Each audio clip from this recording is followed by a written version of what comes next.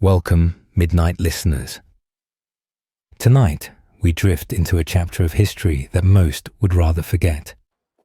A lone lantern dims in a courtyard of polished marble and lacquered wood. You trace its trembling glow across columns carved with dragons, each scale frozen in mid-roar. The air is thick with incense and the weight of unspoken expectation. You imagine the eyes of ancestors watching from the carved screens, eyes that once judged every breath of the boy seated upon the dragon throne. Before we drift deeper, consider marking this video for those who fall asleep best beside forgotten truths. Subscribe if you return nightly to the quiet horror of history. Let me know your local time, and if you're still awake at the end. Now exhale and let history's cold breath settle on your skin. You stand in the hall of supreme harmony, though no harmony remains. It is November of the year of the rabbit, 1908. A child, not yet 2 years old, is led forward by eunuchs. His robes sweep the jade floor. His tiny hands graze the jeweled sphere, and scepter placed before him as symbols of heaven's mandate. The court ministers murmur protocol, but you hear only the child's breath, quick and uncertain. He's predestined to inherit an empire older than most dynasties. You watch his crown lowered onto his head, too large, too heavy for his neck. He does not cry. He cannot speak. Yet the empire expects him to embody centuries of unbroken rule. The major truth emerges in the centuries prior. No emperor had even ever been sworn in so young. Tradition demanded an adult's wisdom. And so you wonder whether any mandate held meaning when vested in a child. During the ceremony, a minister steps forward to read the edict. His voice echoes through the high ceiling. The Son of Heaven ascends, but you note the silence that answers him. Not reverence fear. A fear born of knowing that a throne without authority is merely an empty gesture. You still smell the resin from the incense burners, sweet and cloying, seared into the memory of every witness. Scholars still wonder whether Puyi even comprehended the ritual or simply reacted to the soft tremor of silk against marble. Historical accounts conflict. Some claim he giggled when the dragon's claws glinted in torchlight. Others insist he stiffened, staring at his reflection in the polished brass basin. No record can confirm which image is truest. After the robes are drawn closed and the edict sealed, the boy is carried away to the inner court. The doors close, leaving the hall empty. You remain. You sense the hush that settled over Beijing, an entire city holding its breath at the thought of a ruler who could neither speak nor walk without assistance. Outside the forbidden city, the world teeters on collapse. Anti-imperial sentiments stir like wind-driven leaves. The commoners whisper of revolution in tea houses. Newspapers in Shanghai print subversive pamphlets. Yet inside the walls life continues, as if time has leaned against these marble pillars and refused to move. You glimpse the first unsettling detail in the months after the enthronement. Puyi's meals were served on porcelain, so thin it chipped at the slightest tilt. The court doctors prescribed powdered pearls to strengthen his bones and prevent premature death, a costly remedy reflecting the dynasty's desperation. Yet no physician could guarantee the child's survival. Death by palace intrigue, disease, or neglect hovered nearer than the distant threat of revolution. This documented truth gnaws at you, an empire more preoccupied with ceremonial opulence than the health of its youngest sovereign. You leave the hall and enter the narrow corridors of the inner court, where silence deepens. You pass under painted eaves that drip in shadow. The eunuchs glide past their pale faces, devoid of expression. Behind lacquered screens, concubine Jen watches. She strokes the boy's hair, but never smiles. Historians still wonder whether her affection was genuine or part of a calculated effort to secure influence, whether she truly mourned the circus of ritual or only her own faded power. At dusk, you reach the imperial study. Scrolls line the shelves unopened. An ivory brush rests on a stone ink slab unused for decades. You pick it up and feel its chill. The weight of every unanswered question bears upon you. What name did the boy give himself beyond his titles? What childhood dreams flickered behind his dark eyes before he understood betrayal or exile? A bell tolls from the Hall of Supreme Harmony, an echo of that first ceremony, though no one remains to mark its passage. You note a subtle horror. The clockwork mechanism beneath the bell had been carved from sandalwood and silk threads. It ticked once each year on his birthday, reminding the court that time continued despite the dynasty's heartbeat weakening. You step back into the courtyard. The lantern guttering in the wind throws dancing shadows across the pavilion. You realize the greatest terror is not the boy emperor's fate, but the empire's. An empire that crowned a child because no ordinary adult could secure its survival. A realm built on obedience now held by a ruler who owed obedience to none. The wind carries the faint strains of a lute from the far corner, an accidental note echoing off the walls. It slips beneath your skin, stirring something you cannot name. You shiver, half in reverence, half in dread, for the weight of history settles upon your shoulders. The dynasty's breath grows thinner with each passing moment, yet still the rituals persist. You breathe again. The empire's hush deepens, and you know the child has inherited more than titles. He has inherited the silence that follows the last gasp of a world. You open your eyes, and it's the year 1912. Snow settles gently on the crimson roofs of the Forbidden City. Somewhere beyond its massive walls, the Republic of China has just been declared. But inside, it is still the Qing Dynasty. Still dragon robes and kowtows, still rules that govern how one should weep in the presence of an emperor who is now legally nothing. At just 6 years old, Puyi is told that he is no longer the ruler of China, but no one dares speak the truth aloud. They continue to bow. They continue to call him Your Majesty. They continue the morning rituals even as warlords carve the country into fiefdoms and revolutionaries fill the streets with ink and rifles. The only sound you hear in the palace is the brushing of silk slippers across stone and the occasional cough from a eunuch growing old in irrelevance. This is a world in denial. A letter arrives from the new republic, sealed and formal. The emperor is to abdicate. But they offer a strange courtesy. Puyi may stay in the Forbidden City for now. He may retain his title as a ceremonial relic. He is for all intents and purposes a museum exhibit still breathing. You trace the absurdity like a finger on cold glass. Here is a child still learning his characters being made to sign away a dynasty with an ink-stained thumbprint.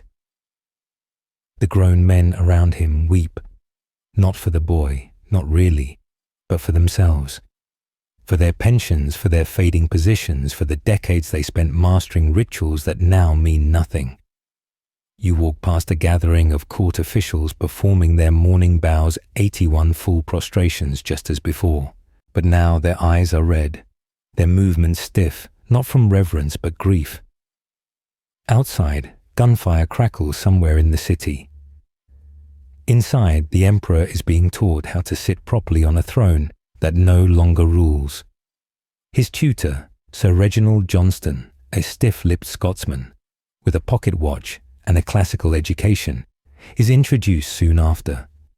Johnston is horrified by the medieval cruelty of the palace boys being castrated for court service food tasters, still required to sample meals for poison, and guards who believe mirrors can trap evil spirits. And yet he grows fond of the boy because beneath the dragon embroidery and ritual bows, Puyi is a frightened, brilliant child with no real power. You step into his private quarters. Here the boy emperor collects clocks, dozens of them ticking endlessly unsynchronized. He insists they all be wound daily. When asked why, he says simply, "So I'll know time is still moving." You note this: no other Chinese ruler in history lived in such temporal confusion. No longer emperor, not yet. A commoner trapped between dynasty and republic. And you see the cost. Puyi begins to lash out. He orders eunuchs beaten for minor errors. He throws tantrums that last hours. He steals food from the kitchens even when it's not hunger that drives him. He dreams of battles he will never fight.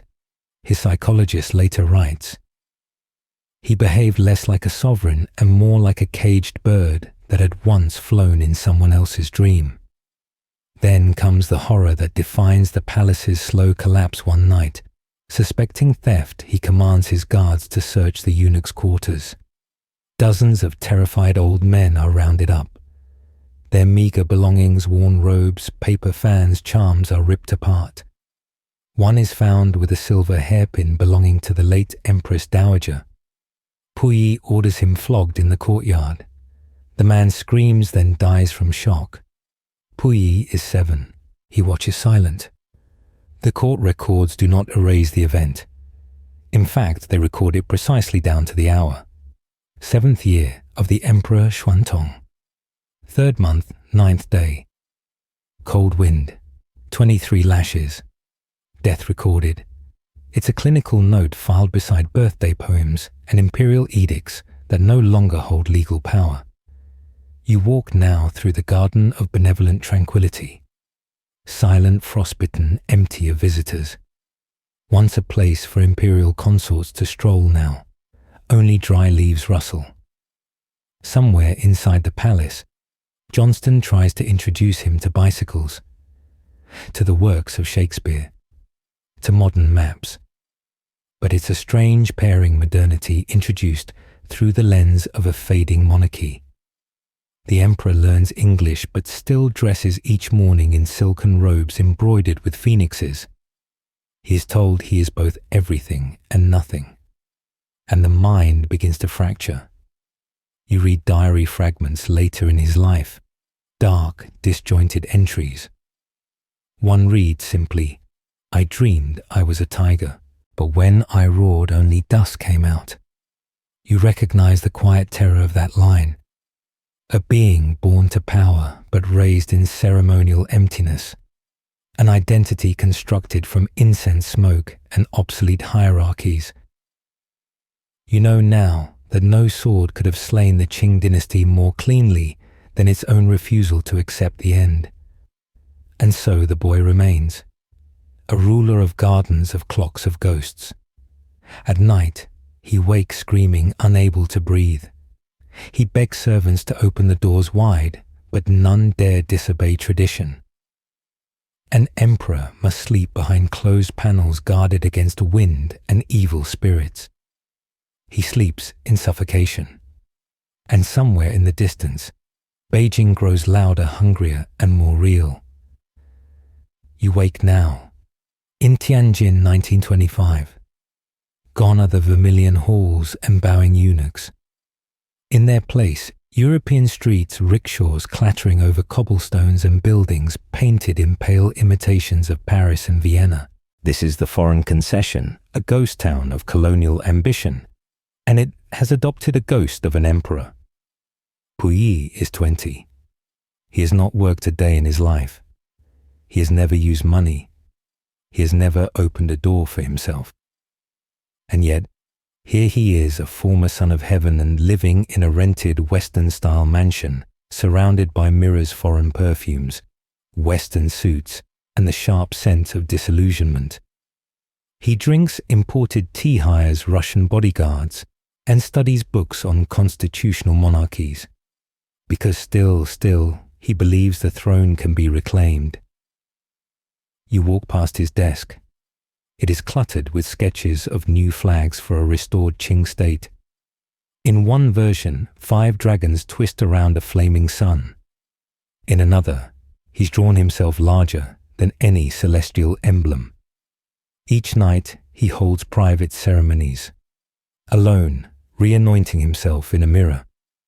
And his servants still call him Your Majesty, but with a tone that now borders on pity. He marries a noblewoman, Wanrong, who once dreamed of a Paris honeymoon. Instead, she becomes Empress of Nothing. She smokes opium in secret, writes sad poems in classical verse. Her diary contains a line that chills you. His dreams have no furniture, only walls. She is not speaking of literal dreams. She is speaking of a man who has no place to sit in any world, past or future. And then Japan arrives. Their diplomats court him like a ghost-worshipping cult. They flatter him with promises of restoration. They feed his fantasies of imperial return. They whisper of Manchuria. It is 1931 when he makes the fatal choice. The Japanese carve Manchukuo out of the north, with bombs and soldiers, and crown Puyi not as emperor, but as chief executive of the puppet state. He accepts. He boards the train wearing a ceremonial robe and steps off into a land he has never ruled, surrounded by men who smile too politely and bow too deeply. It is no coronation. It is an abduction in slow motion. The palace they build for him in Changchun is cold sterile. Every room is bugged. His guards answer not to him but to Tokyo. His orders must be approved. His letters read. His dreams watched. You stand at the door of his new throne room. There is no jade, no incense, no ancestral tablets, just a lacquered seat flanked by Japanese officers pretending to be secretaries. A general once says he sits very well. That is his job. It is not a compliment. It is a summary. And the cruelty returns, but now it wears gloves. Executions are held in his name. Chinese rebels are shot. Villagers are sterilized. Experimentation camps open in the forests. And still, he signs the papers day after day, eyes empty, hands steady. When one aide asks if he understands the orders, Puyi says only, "It's not my country. I am only borrowing it." He has become the perfect puppet, obedient, ornamental, and empty. But even in this farce there is panic. He develops a fear of windows. He orders all curtains sealed. He starts wearing sunglasses indoors. He has 12 uniforms made, each more elaborate than the last. He sleeps with a loaded pistol beside his bed, but never touches it. He forbids his wife from leaving the compound. He becomes paranoid that his food is poisoned, that his guards are laughing at him. And they are. One day, a Japanese officer tells him as a joke, "You should bow before the Emperor of Japan as you did to your ancestors." Puyi does. The officer laughs. So does the entire room. That night, he breaks every mirror in the palace. And you realize no emperor in Chinese history was ever humiliated so thoroughly, so slowly, and so willingly. Wanrong, his empress, falls completely into opium. She bears a child by another man, whether lover or rapist. History is unclear. The child is taken from her and dies shortly after birth. When she asks where her baby is, no one answers. She begins talking to herself, then to ghosts. Years later, she will die in a prison cell, mad alone, unburied. Puyi never asks what became of her. The war turns.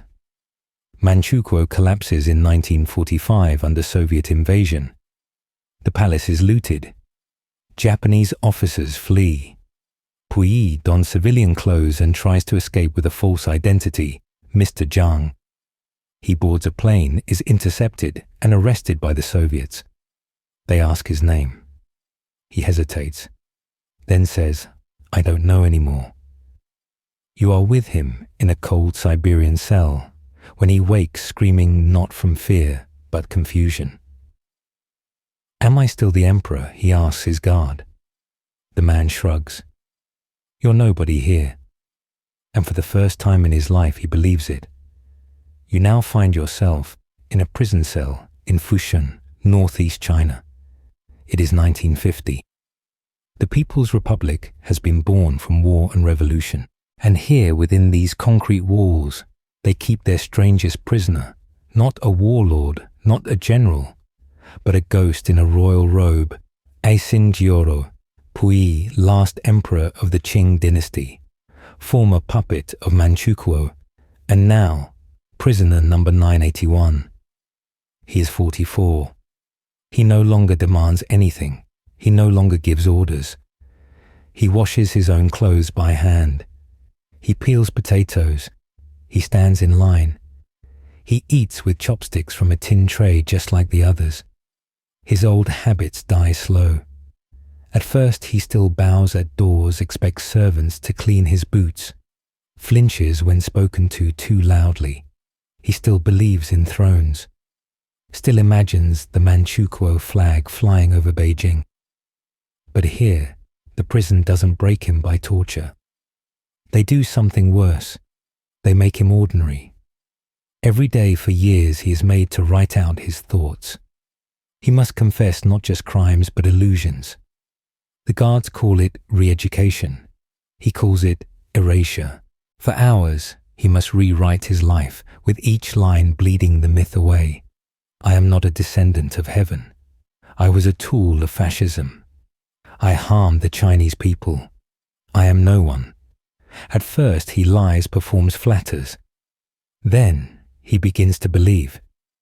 You see it when he stops flinching at the word comrade. You hear it when he calls Mao the people's leader without irony. You feel it when he no longer looks out the window as if someone will come to rescue him. They finally succeeded. He is released in 1959 after 9 years. Not with ceremony, not with papers signed in dragon blood, but with a simple stamp and a handshake. Go live as a citizen, they tell him. He does. Pui returns to Beijing now unrecognizable. No forbidden city, no banners of yellow silk, just grey concrete blocks, bicycles, party slogans. He is given a small room in a collective housing unit. He becomes a gardener. Yes, a gardener. The last emperor of China now waters flowers and trims hedges for the Botanical Institute of Beijing. And there is something almost beautiful in that if you squint. But don't. Keep your eyes open. Watch what happens. Every week he is paraded before students to confess again like a circus relic. They laugh sometimes.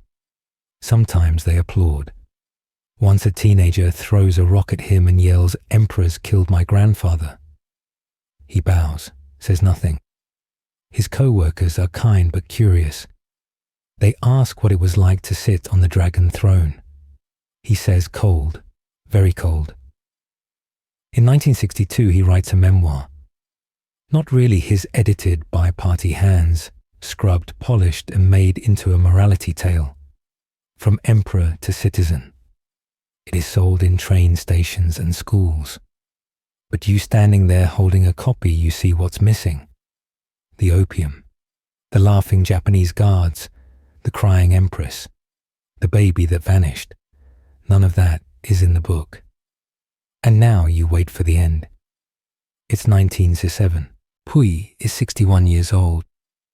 The Cultural Revolution is beginning to sweep across China in a storm of red banners and broken icons. The Red Guards arrive. They beat professors, destroy antiques, burn books. And Pui, they almost forget about him. Almost. One day, a group of teenage revolutionaries recognize him outside the botanical gardens. They chase him yelling down with feudal remnants. He tries to run, trips. His glasses shatter. They don't kill him. But they do humiliate him one last time, cut his hair, tear his clothes, make him shout, "I am not an emperor," over and over until his voice gives out. Days later, he is hospitalized for kidney cancer, and then he simply fades. No grand funeral, no tomb of jade. He dies in a hospital bed in 1967. Buried in an unmarked grave, later moved to a modest public cemetery. A single line is carved on his stone, Aishin Jue Lo Puyi. He's citizen of the People's Republic of China. Not emperor, not king, not even traitor, just citizen. You close the story here, not with triumph, not with tragedy, but with something colder absorption. A man once believed to rule under heaven, reduced to a gardener who couldn't even choose his own name. And you wonder, which was worse, the throne, the prison, or the forgetting?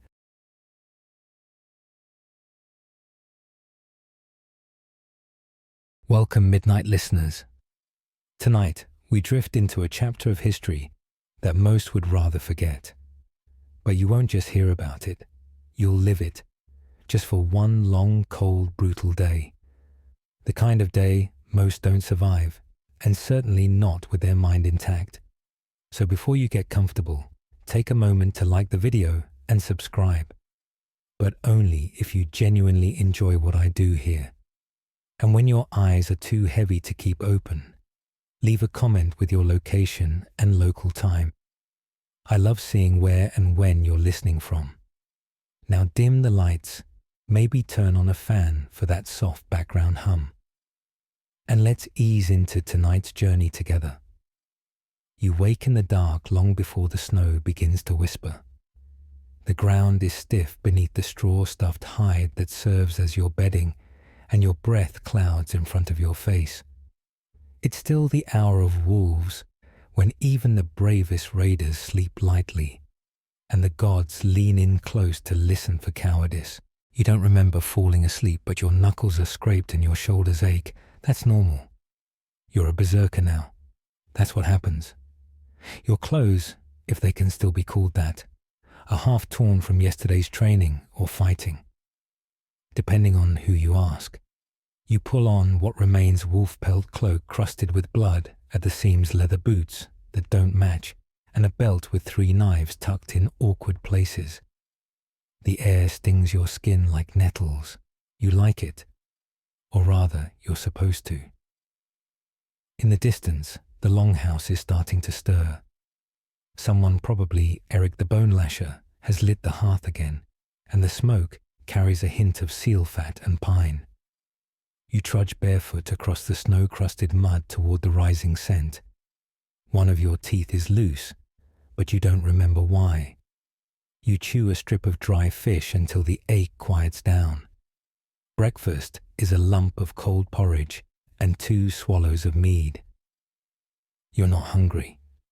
Hunger, like fear, is for yesterday. Your job today is simple, if rarely survivable. You're going to enter the berserker trance. The Hamram, a state where man becomes beast, or at least stops being quite human. Now this part is tricky. Historians still argue whether the berserker trance was drug-induced, spiritually triggered, or just a form of collective psychosis, brought on by isolation, trauma, and mushrooms. The truth is, it doesn't really matter to you, because the moment the drums start low and heavy, like a heart too big for a man's chest, you start to feel it anyway. The village has gathered. They don't speak to you or even meet your eyes. You are no longer someone they recognize. That's part of the ritual. Your name will not be used today, not even if you fall and crack your skull like that last poor fool who tried this and forgot to breathe through the rage. You're led to a shallow ring, dug into the earth, half-melted snow pooling at your bare feet. 3 other initiates are already inside. One looks like he's been crying. You hope it wasn't you who made him do that, or maybe you do. Hard to say now. A crone, probably the oldest woman you've ever seen, and somehow still standing, approaches carrying a carved drinking horn. It smells like bad honey and worse roots. The brew of the bear spirit, they say. You take it. You drink. It tastes like mold and memories you never made. Your vision blurs. Your heartbeat slows, then doubles. Someone screams, and for a moment you think it's you. But no, That's just the first initiate, dropping to his knees, howling as if his bones are boiling. This is a good sign. You're not sure when the drums stop or when the sky seems to tilt sideways, but the world becomes a tunnel, and at the end of it, someone is breathing too loudly. You don't like that. You really don't. Time distorts. One moment you're standing, and the next you're on all fours biting into a tree root and growling at a man who may or may not be your cousin. Blood on your hands, but no wounds, just the ceremonial goat. You hope. You don't remember collapsing. But when you wake again, the snow is falling heavier. Your mouth tastes like iron and fur. Around you, the others lie silent. One is missing an ear, another is missing. You passed. You've entered the order of the berserkers. A real historical fact, some berserkers were given land and high status in Norse society, used as elite shock troops in battles. But others like you probably were more like village weapons, sharpened but kept locked away until war made them useful. A strange historical tidbit there are medieval records of berserkers biting through wooden shields with their teeth. You test yours now. Loose, yes. But still there. Snow settles in your hair as the sky begins to brighten with pale northern light. Someone throws a fur over your shoulders. You don't know their name and they don't know yours. But for today, that's okay. You survived the first test, which means the real ones are coming. The sky above you shifts from slate to steel, and though the sun never fully shows itself, you know, it's somewhere overhead. Daylight in the north doesn't comfort it, reveals. It cuts through the mist, the frost, and the silence, peeling back the skin of things better left buried. You've been marked now, not just spiritually, but physically. There's a jagged rune scraped into the skin over your heart, drawn with bone ash and someone's blood. Yours, maybe. It itches when you breathe, which you still do despite everything. Word spreads quickly. The village knows you've passed the trance. Children glance at you, then away. Dogs whine and keep their distance. Even your mother, if she's still alive, wouldn't speak to you today. Berserkers are not sons. They're not brothers. They are weapons with lungs. Your second task is more practical and somehow worse. You're expected to join the hunt. That word used to mean chasing deer or elk. Now it means dragging your half-shattered body up the mountain path with two older berserkers, both with arms like tree trunks and voices like gravel, until the tree line drops away and the snow grows silent. The prey isn't a beast. Not really. It's a man, a deserter, one of your own. His name was Kari. They say he struck a chieftain and fled before the ritual. They say he went mad. You're told none of that matters. What matters is this: he left and you stayed. So now you help bring him back. Alive is better, but not required. You walk through knee-deep snow, the furs clinging to your skin, wet and heavy. Every breath you take feels like swallowing knives. The wind howls over the cliffs, and for a moment you imagine what it would feel like to fall. To be free from the drumbeats, from the rites, from the rage that doesn't belong to you, but fills your chest like smoke. Then one of the other snarls. He's found tracks, bare feet, broken branches, a splash of blood. Kari is close. The older berserkers don't speak as they move, only grunt. You copy them, unsure if it's instinct or imitation. You no longer need to be told what to do.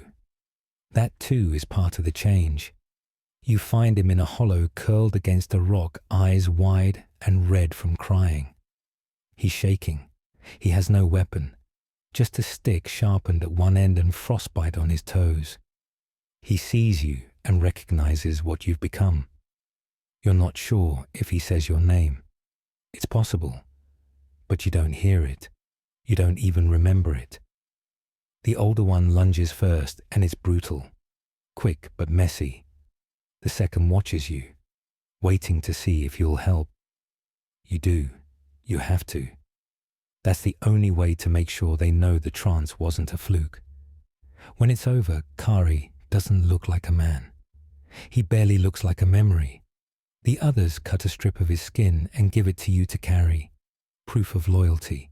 It's warm. Still. Later, around a small fire in a cave just below the summit, the two older berserkers share a dried heart between them. You get the liver. No words are spoken. You chew. You swallow. You don't gag. That too is a kind of victory. Historical footnote. The term berserker may derive from berber or bear without armor.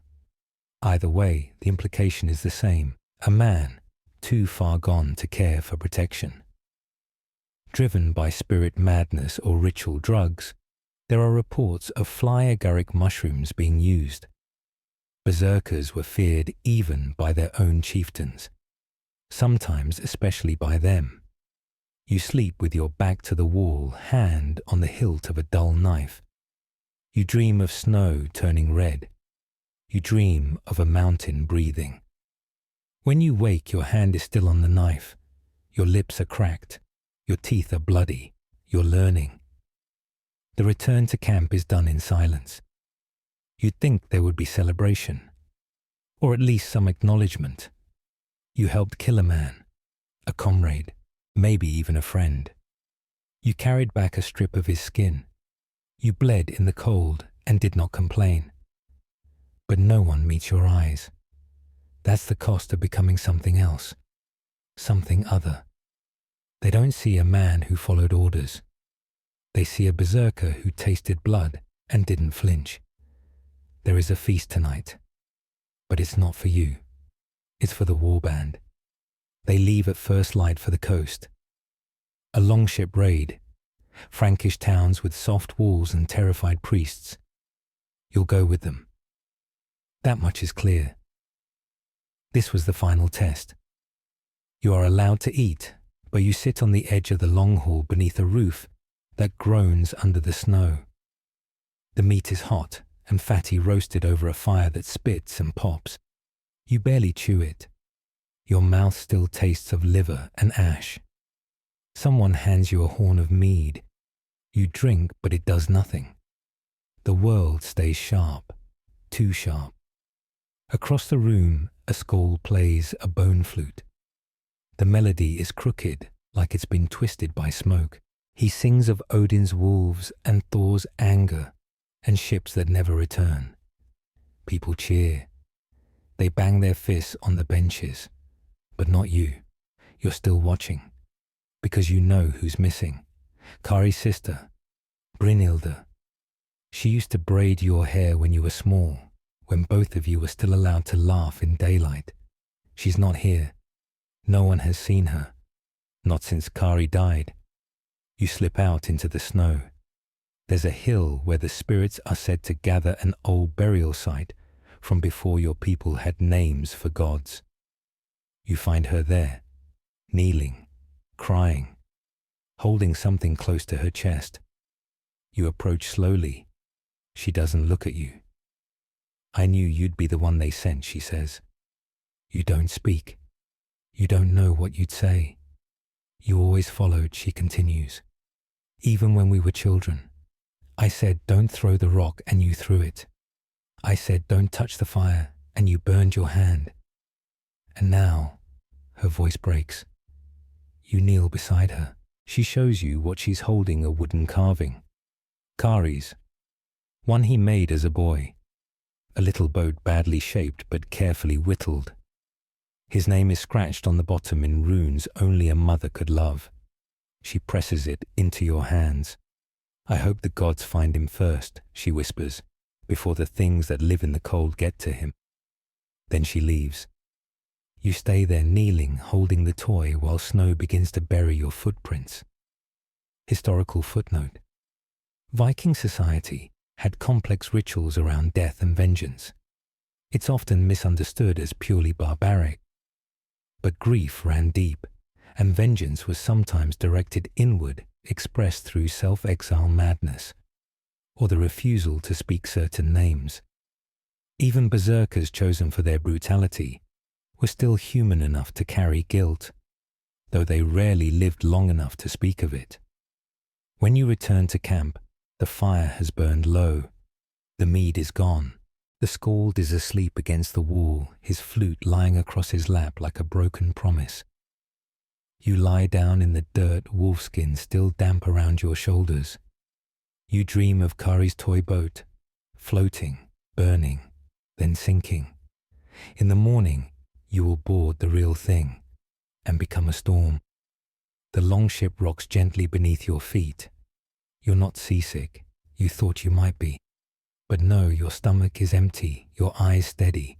Cold spray lashes your face, salt and wind, 100 gulls overhead. The horizon is pale, but not friendly. The others are quiet. 30 men. A handful of thralls chained below already moaning. This is not a fast raid. It's a punishment, a reminder. One of the Frankish villages refused tribute, slaughtered a tax envoy, sent back his hands wrapped in silk. A warning. Now you are the answer. You do not speak during the voyage, nor does the Jarl. He sits at the helm cloak, wrapped tight, eyes scanning the fog. He looks more statue than man, but the skald hums softly. His fingers pluck at strings, songs with no words, just sounds to ward off fear or summon it. You're not sure which. Land comes suddenly, jagged cliffs and mist-choked beaches. You row hard. Your arms burn. Someone vomits into the sea. Then you hear it. A bell. Not a war horn. A chapel bell. Small, delicate, distant. The villagers are praying. You land in silence. There is no charge, no shouting. That would be too kind. You walk through fog like ghosts, blades, hidden axes wrapped in cloth. No armor, just blood-thick leather and wolf furs. You smell of sea and iron and hunger. The first to die is an old man. He sees you and opens his mouth to scream. But you are faster. Your knife is small, your hand is firm. He falls into the mud like a sack of grain, still warm. Then the real storm begins. They burn the chapel first, lock the doors from outside. The bell rings a little longer, then stops. Children run, women scream. You do not look away. You are no longer being tested. You are the test. A soldier tries to fight back. Frankish steel, a polished helmet. But his swing is wide. You step in. You break his knee. He begs in a tongue you don't speak. You do not need to. Pain sounds the same in every language. The others are worse than you. One ties a monk to a cartwheel and rolls him into the fire. Another cuts the tongue from a girl and offers it to the gods. Someone starts laughing, not from cruelty, from exhaustion, from madness. You do not laugh. You find yourself in the granary. A woman hides behind sacks of barley. She holds a rake. She's crying. She looks like your mother, not truly, but enough. You step closer. She doesn't move. She drops the rake. You drop your axe. She stares at you. You walk away. Outside, the skald is singing again. But this time, it's not a battle hymn. It's a lullaby. Something your people sing to babies when the snow is heavy and no food is left. The fire spreads behind you. The raid is over. Historical footnote: Viking raids were not always frenzied bloodbaths. Many were calculated symbolic acts of retaliation, often carried out with eerie silence and precision. The burning of chapels in particular was less about loot and more about humiliation. Priests were sometimes spared to tell the tale. Survivors were chosen carefully to remember and to fear. You don't sleep that night. You lie beside the longship, the sand still wet with blood. You listen to the waves chew at the hull, You hold the toy boat beneath your cloak. Kari's boat. Your hands are shaking, and you can't remember if it's from cold or from something deeper. Morning doesn't come with sunlight. It comes with smoke. The village still smoulders behind you. You watch the haze rise like ghosts from rooftops that no longer exist. You taste ash in your throat, even here by the shore. The Jarl does not give a speech. No boasting, no chants, no prayers. Only a nod. You begin loading what's left, barrels of grain, 2 goats, a handful of weeping survivors for ransom or trade. The Skald records none of this in song. He sings only to the sea now. You don't speak to the others, not even when one of them slaps your back and calls you man now. You don't feel like one. The boat pulls away slowly. The oars dip in silence. No rhythm, no drumbeat. Only the sea coughing around you. The woman you spared, you didn't see her again. You keep thinking you might. That she'll appear among the prisoners, or in a dream. But she doesn't. That's not how this story works. The Jarl orders a stop at an island for the night. A bare lump of rock. No fire, no shelter, just wind. You try to sleep beside a driftwood log. You clutch the carved boat beneath your tunic like a charm. In the dark, someone begins to scream. It's one of the thralls, a boy maybe 15. Something is wrong with his leg, infected, swollen like a tree knot. The healer shrugs. He won't last, he says. The Jarl doesn't speak.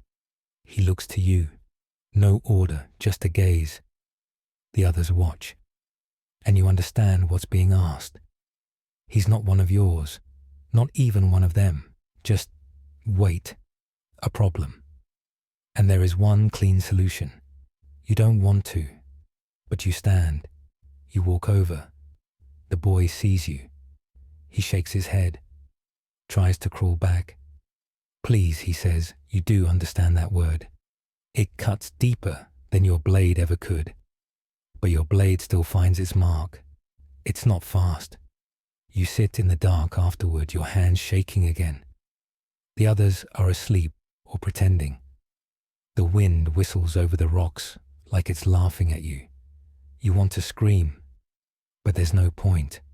You asked to belong, and this is belonging. When the boat finally returns to your village, days later, the sky is bright and cloudless. Children run to the beach to greet their fathers. Dogs bark. Someone brings bread. You see Kari's mother.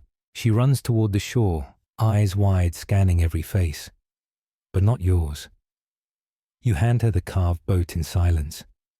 She takes it, then turns away. No one hugs you. No one says your name. You are given coin, a new fur, and silence. And that too is part of the welcome. Historical footnote. Viking raiders were often young, sometimes teenagers brought on their first voyage as a test. These raids weren't just about survival or conquest. They were rites of passage, brutal filters designed to forge loyalty, fear, and numbness. Sparing a life or hesitating could mark someone forever. And yet, such moments of hesitation did happen, rarely spoken of, but not forgotten. You sleep that night on straw, alone. You dream of the boy. You dream of the rake. You dream of your own reflection in the water changing, unfamiliar. And when you wake, you're not sure who you are anymore. The next day you don't go outside. You hear the others, your father, his comrades talking, laughing, boasting of what they did, of what they made you do. They call it your first song, though no one sings it. They tell neighbors you're becoming a man, but they don't look you in the eyes when they say it. Neither does your mother. You try to wash the blood from your tunic, but it's already dried. It doesn't all come out. Neither does the smell. You think of the thrall boy, his eyes when he said please. You think of the girl with the blue shawl. You wonder what name she cried out when the roof caved in. You'll never know. At dusk you walk down to the water alone. The tide is high. The sea whispers the way it did before your first kill, but you no longer find comfort in it. You sit on the same rock where you once carved ships. You open your palm hoping to find the little wooden boat, but you gave it away. What you hold instead is a callus, a small patch of hard skin you didn't notice before. Your first one, it will grow. You know this. More raids will come, more orders without words, more nights without fire, more faces you won't forget even if everyone else does. And someday someone will look to you without speaking and expect the same kind of silence in return. And you'll give it, because that's what you are now. No feast, no crown, no legend. Just one more shadow beneath the sail. The sea stares back silver and blind. And you wonder, if you'd stayed in the fields, would the gods have noticed you? Or is this the only way they ever look down when someone's screaming? You lie back on the cold earth. You try to pray, but no words come. And eventually, the sea takes your breath away. Not with waves, not with violence, just with the kind of silence that stays inside your lungs and never quite leaves again. A historical note, the final word for many young Norse boys. Their first raid was not a choice. It was an expectation. A village's wealth and honor depended on the brutality of its sons. But within this system, there were moments of resistance, small acts of mercy, silences that stretched too long, eyes that flinched. These moments didn't change the world, but they were human. And in a time when violence was the language of adulthood, to feel even a little sorrow was itself an act of rebellion. You've just survived one brutal day. If you're still awake or just thinking, leave a comment below. Where are you listening from? Did this story haunt you or lull you? And if you'd like more tales like this, more forgotten names, more blood-stained truths, subscribe. Sleep tight. And remember, not all nightmares are fiction.